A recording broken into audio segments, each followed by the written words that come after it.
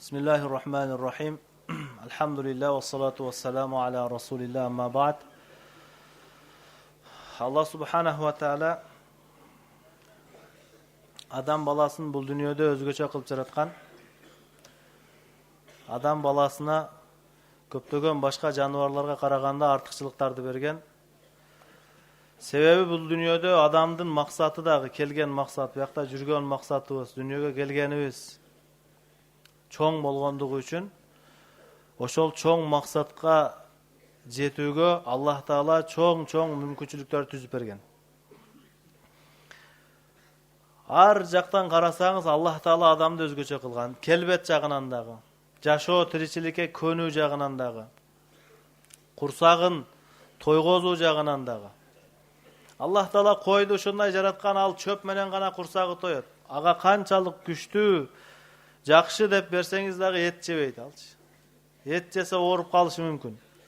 Себеби анын жей турган нерсесин Аллах Таала чектеп койгон. Ал ошол жей турган нерсесине гана акылы жетет, андан башкага ойлонуп да көрбөйт. Жана алдынан чыккан нерсени жей берет. Дагы барбы жокпу? Азыр жей берсем канчага жетет деп алдын карап да койбойт, койчу. Өзүнө берилген нерсеге ыраазы болуп, чектелген эле жемишин жей берет. Адам баласына Аллах Таала түрлүү чөп чарларды да жей турган кылган, этти дагы жей алат, суу дагы иче алат, башка суудагы жаныбарларды дагы жей алат, асманда учуп баратканды кармап түшүп дагы аны да жей алат, сойлоп баратканды дагы жей алат. Кыймылдаган бардыгын жейт, кыймылдабаса кыймылдап туруп да жей берет да адам баласы. Аллах Таала адамга ушундай жөндөн берген. Жана артыкчылык берген. Бирок артыкчылык ушуну жакшы түшүнүп алыш керек. Максатын жакшылап так аткарууда, зарылчылыгын чырайлуу аткаргандык бул артыкчылык болуп эсептелбейт. Жакшы тамактарды таап жегендик, албетте биз аны менен артык боло албайбыз. Себеби биздин мурдубуздан дагы жакшы жыт сезген жаныбарлар бар. Биз билбеген дамын көрө элек нерселерди жеп жүрүшөт алар. Аны менен артыкчылык болбойт.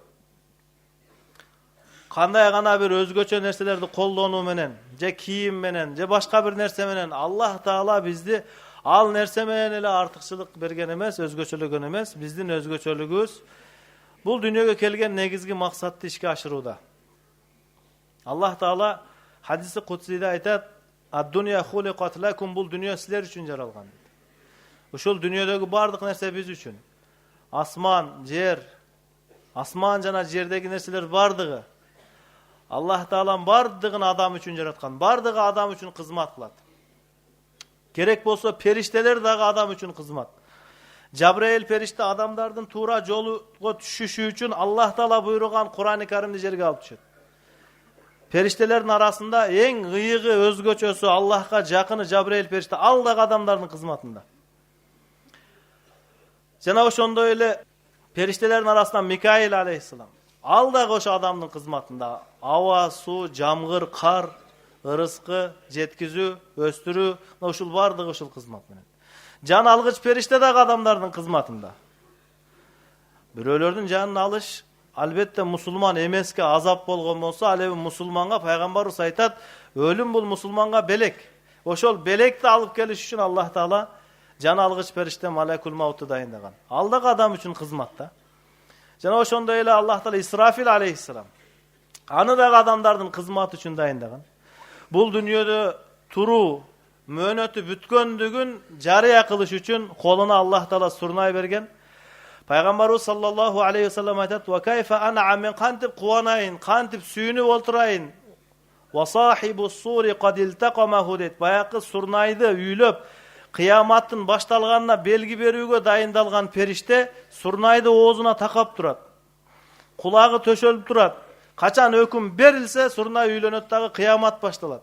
Мына ошондо болот жылдыздар жерге төгүлгөндүгү, асмандын жарылгандыгы, тоолордун топурактай болуп, жайылып, эзилип кеткендиги. Мына ушулардын бардыгы ошол Исрафил алейхиссаламдын сурнайды үйлөөсү менен. Аны дагы Аллах Таала адамдардын кызматына жараткан. Адам баласынын кызматы үчүн дайым оң сол ийниңизде эки периште дайындалган.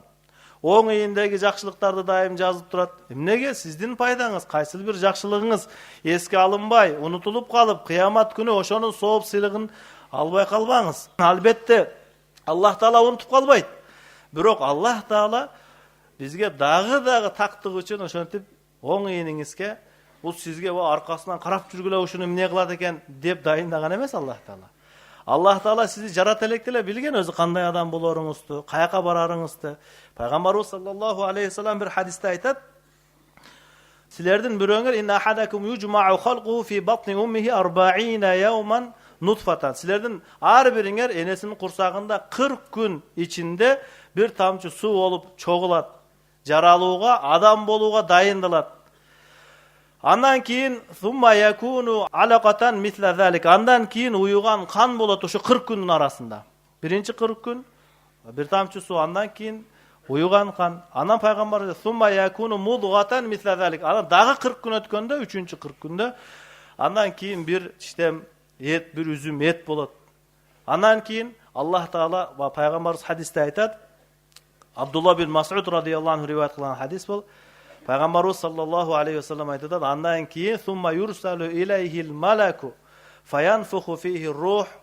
Анан бир периштени Аллах Таала жиберет. Эненин курсагында адам баласынын жаралуу процесси жүрүп атат. Аллах Таала Куранда, пайгамбарыбыз хадисте адамдын жаралгандыгын нөлдөн баштап эң жок маалынан дүйнөгө келгенге чейин ачык жана толук айтып берген да. Башка жаныбарларды мынчалык айткан эмес. Эмнеге? Адамдын дүйнөгө келиши негизги нерсе. Пайгамбарыбыз хадисте айтат: биринчи 40 күн бир тамчы суу, андан кийин уюган кан, андан кийин бир үзүм эт, андан кийин периште жиберилет. Анан ал периште жанакыга жан салат, жан үйлөйт Аллах Тааланын өкүмү менен. Андан кийин фаюмару би арбаин, 4 нерсени аткарууга периштеге буйрук берилет. Ал 4 нерсе эмне? Бикатби ризкихи, ырыскысы жазылат ошол жакта. Ырыскы асман жер жаралардан 50 000 жыл мурун Аллах Таала тагдырларды жазганда, сиздин, менин, мага чейинки, сизге чейинки, сизден кийинки, менен бардыгыбыздын ырыскыларын Аллах Таала жаздырып койгон. Ал өзгөрбөйт. Жаффатил сухуф ва руфиатил аклам, жазылгандагы сыялар кургап, калемдер көтөрүлгөн, өзгөрүлбөйт. Бардыгыбыздын ырыскыбыз жазылган. Буга ишениш керек. Аллах Таала ошол жазылган жалпылай ырыскынын ичинен төрөлөйүн деп калган, ушул дүйнөгө келүүгө аттанып аткан баланын 3-чү 40 күнөн кийин жан салынгандан кийин ырыскысын периштеге ошол жалпылай жазылган жазууну именно кылып ушунукун дагы жазып коюуга буйруйт да. Ошол адамдын ырыскысы жазылат. Канча жейт, канча ичет, канча пайдаланат, эмнени пайдаланат. Адам баласына жазылган ырыскысы баары бир келет. Пайгамбарыбыз саллаллаху алейхи вассалам хадисте айтат: "Иннан нафса лан тамута хатта тастакмила ризқаха." Эч бир жан ага жазылган ырыскыны толук колдонмоюнча өлүп калбайт ал дейт. Бул бир алымдын сөзү эмес, периштенин да сөзү эмес. Бул пайгамбарыбыз саллаллаху алейхи вассаламдын садикул масдук, чынчыл жана анын чынчыл экендиги тастыкталган пайгамбар айтып атат: эч кимиңер жазылган ырыскыны колдонмоюнча өлүп калбайсыңар дейт. Эмне болсо дагы ал келиш керек нерсе бар бир келет. Кыжалатчылык болбош керек ал нерсе тууралуу. Пайгамбарыбыз хадисте айтып атат: ал жазып койгон. Ырыскы маселесин балким бизге адам баласы кичине акылы иштемеш болуп, бир аз ойлонумуш болуп калганда эсине келет да, мен кантип жашай берттең. Сен ойлонушту билбеген маалыңда Аллах Таала периштеге жаздырып койгон, аны кыжалат болбогу. Ойлоно турган башың жок маалында эненин курсагында Аллах Таала жаздырып койгон аны. Кыжалат болуштун кереги жок. Эгер Аллах менин рызкымды берем деп уадасына алган болсо, анда мен кыжалат болуп не кереги бар мага? Бир ишеничтүү адам айтса, сен жүрө бер. Эч кыжалат болбо. Аз кемиңди өзүм толуктап берем. Кыйналганыңда мага чалбасаң дагы мындай жазып эле кой, мен өзүм бүтүрөм. Канча жүрөгүң жылыйт. Алла разы болсун деп. Ал кыйынчылык келеби келбейби, ал экинчи маселе. Аллах Кур'ан-ы Каримде dedi: "Вама мин даббатин фил арди илля алаллахи ризкуха." Жер бетинде не кыймылдаган жаныбар болсо, ошонун рызкысын мен берем деп айтып атса дагы адам кыжалат болот да. Кандай болот экен? Ушул аятта Allah Taala jер бетинде даббада мая дуббу ала ваджхил ард, жер бетинде кыймылдаганын бардыгын Allah Taala мен рызкысын берет. Жер бетинде кыймыл. Сиз менен мен эле эмес да жер бетинде турабы. О бакта жануарлар бар. Allah Kur'an-ı Kerim'de aytат.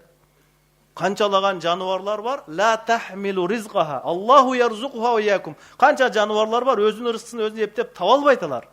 Allah аларга да рызкы берип атат. Сага дагы рызкыны Allah берип атат дейт. Allah берип атат ушу күнгө чейинкиси. Адам өзү кийинки жашоосунда мурдакы жашоосун карап эле жүрөгү тынчтанса болот да. Буга чейин бир ачка калдыкпы? Жок. Учур менен келип аттыбы? Ооба. Болду, мындан кийин дагы ушундай болот. Себеби анык Allah Taala Кур'анда Allah Taala айткан жокко, адамдар, мен силерге акыл эс бердим, башка жануарлардан көрө артыкчылык бердим, колуң иштейт, башың иштейт. Эми муну курт кумурска майда рызкысын таппагандарга мен берип турайын, калганын өзүңөр бир нерсе кылып тургула эми деген эмес го Allah Taala. Мен берем деп атат го. Дабба дегендин ичинде бөлгөн жок да Allah Taala. Дагы түшүнбөй калбасын деп Allah башка аятта пайгамбарыбызга айтат. Намазга өзүңүз бекем болуңуз, үй бүлөгө буйруңуз намаз окуганга, биз силерден рызкы сурабайбыз, биз беребиз рызкыны деп атат Allah Taala. Рызкы маселесинде Allah аябай көп адамдарга эскертүүлөрдү берген, багыттарды берген. Эмне үчүн? Адамда ушу шек бар, ушу кыжалатчылык бар. Эмне болот деген. Эгер жамгыр жаабай калса эмне болот? Чөп жок болот. Чөптү ким жейт? Не жейт? Кой жейт. Кой кыжалат эмес да, койдун ээси кыжалат да азыр. Эмне болот эми? Эмнеге? Аллахка болгон ишенич аз. Ошол койлордо кыжалатчылык жок, бул чөп мындай болуп атат. Эмнеге? Анын барар жери өзү жеген кечтеке таппаса, койго берген кечтеке таппасаңыз, койдун өзү жем болот да, болду, ушунчалык. Ошол эле маселе бизде дагы. Ачка калсак эмне болот? Ачкалыктан корккончолук Кудайдан коркконубузда биз олия болот элек. Колубузду көтөрө электе дуаларыбыз кабыл болот эле. Ушунчалык коркон эмне болот? Эртең эмне болот? Кече биле белеңиз бүгүн эмне болушун? Билбейт элеңиз. Болду го мына. Эртең да ушундай да. Эртең да ушинтип кете берет. Ырыскы түгөнсө ачка калсак эмне болот? Максимум өлүп калабыз, болду. Өлүп калабыз, болду. Өлсөңүз эмне болот? Жакшы адам болуп, чекеңизди сажда кылып жерге коюп Аллахка кайрылган болсоңуз, анда Allah Taala эми акыреттеги түгөнгүс рызкысын берип баштайт. Раудатун мин риядил жаннага сизди алып барат да, бейиштин бакчасына киргизет. Көзүңүз нур жеткен жерге чейин кабыр кең, бейиштен мөмө жемиштер, бейиштин төшөктөрү төшөлгөн, рахат мына болду. Бир эле маселе калат андачы. Робби акимиса. Allah кыямат болсунчу тезирээк эм бейишке барайлы. Ушу маселе. Эгер кайсыл адам Аллахка чындап ишенген болсо да, ошол үчүн Allah Таалага болгон ишеничибизди бекемдеш керек. Allah Таала жазган аны, Allah жоопкерчилик алган. Пайгамбарыбыз саллаллаху алейхи ва саллям дагы бир хадисте айтат. Иннар ризqa la yatlubul abda kama yatlubuhu ajaluhu. Рызкы адамды издеп жүрөт, аны өлүм издеп жүргөндөй дейт. Өлүм периштеси дайындалган, ар бир адамдан кабардар, каякта жүрөсүң, эмне кылып жүрөсүң, бардыгын билип турат. Эми ошол өлүм периштеси сизди эч качан унутуп калбайт. Эч качан калып кетпейсиз. Ошол сыяктуу эле, мындан эч ким шектенбейт го. Өлүм периштесинен кутулуп кетиш мүмкүн эмес экендигине.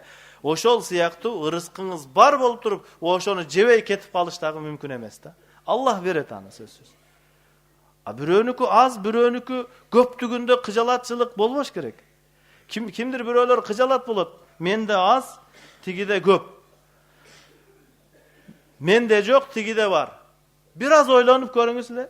Сизде бар нерсе, кимдир бирөөнүн кыялы ал дагы сиздикин көрүп алып кыжалат болуп жүрөт. Алхамдулилла, шүгүр кылыңыз. Сиздеги бар нерсе, азыр сиз разы боло албай атсаңыз дагы, Allah Taala сизге ушуну берди го. Сиздеги бар нерсе, кимдир бирөөлөрдүн арманы, кыялы, дуадагы суранганы сизде бар берилген. Эмне үчүн сиз дагы башканы карап алгансыз?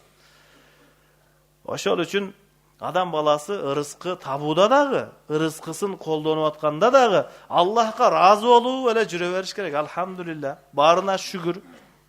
Ушул дагы жок болсо эмне кылат элек?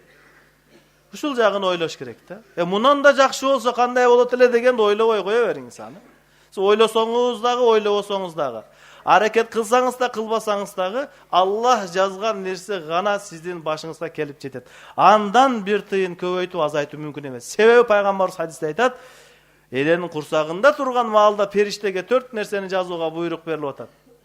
Al 4-ösünün birinçisi ele oşo bikatib rizqihi deyt. Oşo rızkısını жазып koygulat şunu. Rızkısı жазылган. Peygamberimiz aytты. Andan keyinki жазыла ekinci nerse Allah Teala aytat ajal. Peygamberimiz aytat ajalihi, ajalı. Kaçan ölörü. Bul dünyada bizge berilgen möhnöt. Kaçan bütöt. Al da жазылган. Al жазылган. Al öçürülböyt. Al özgörбөйт. Bizde uşul жашоого болгон bir ümitimiz çoğun, köp yaşagыбыз kelet, dua kılıp koyаңыз bir uzak ömür süreyin, köp yaşayın. Bergen duabız da uşu, suragan duabız da uşu da. Köp yaşayın. Ömürün uzun bolsun suday. Uşunça uzun ömürdü suray berебиз, sebebi biz köp yaşaganга kızıgabız. Bирок kartaganга narazыбыз da. Jaş boydan yaşaş mümkün emes. Düşünüksüz ele bir nerseler surap ala berебиз da. Biz berekeli yaşoo emes. Uzun ömür. Andan körü berekeli yaşoo. Allah Teala'ga bolgon bir ibadat suroo. Peygamberimiz aytdı hadiste, anın ajalı da жазып koyulgan, kaçan ölörü. Rızkının tügöşü menen ajaldın belgilenişi ököbü bir vakıtta. Kaçan rızkı tügöndü? Allah Teala oşol mezgilde ajalыңыздын keler mezgili dep жазып koygan. Andan keyinki жазылган nerse o bi amalihi, amalı dagı жазылган bolot. Adamdın amalı. Oşol adam emne amal jasayt? Beyiştiklerin amalını jasayбы? Tozokların amalını jasayбы? Kanday adam bolup ötüp ketet bul dünyada? Bardığı жазылган. Andan keyinki 4-üncü nerse wa shaqiyyun aw sa'idun. Bu adam baktılуу bolobу je baktısızlardın katarına koşulup kalabı? Al dagı жазылган. Жазып koyulgan, belgilүү, anık, bardığı. Bizim ne kılışыбыз gerek? Anda amal jasaş gerek. Kaysıl jakta ekendigibizdi bir körgözüp koyuşubuz gerek. Kaysıl jaktabız biz? Kim taraptabız? Ne kılıp жүрөбүz dünyada? Sizge bolup atkan жашоодогу aballardan kaysıl jagı kızıgırak bolup atat? Kelip atkan kıyınçılıktardı berip atkan kim ekendigin taktap oşol zatka kayrılıp atasызбы? Je al kıyınçılıklardan başkaça tуура эмес natija çıgarıp kıyınalıp жүрөсүзбү? Oşol üçün bizden talap kılıngan nerse oşol Allah Teala'nı jakşılap tanuu.